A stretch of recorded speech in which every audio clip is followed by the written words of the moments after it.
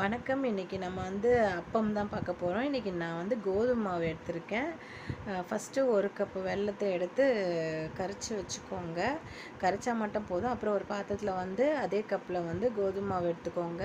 வாழைப்பழம் வந்து நான் எதுக்கு நசுக்கி போட்டேன், கையால் நசுக்கி போட்டேன்னா உங்களுக்கு அந்த அப்பத்தில் வந்து கொஞ்சம் சின்ன சின்னதாக தட்டுப்படும். அப்புறம் வெல்லம் கரைச்சி வடிகட்டிக்கோங்க.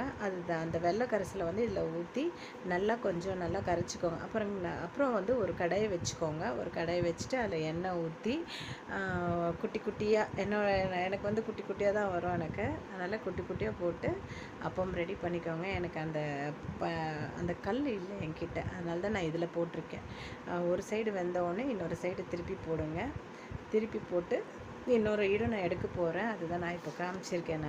எனக்கு சப்ஸ்கிரைப் பண்ணுங்கள், லைக் பண்ணுங்கள், கமெண்ட்ஸ் கொடுங்க. இப்போது இந்த மாதிரி 2 பக்கம் செவந்து எடுத்துருங்க. அப்பம் ரெடி.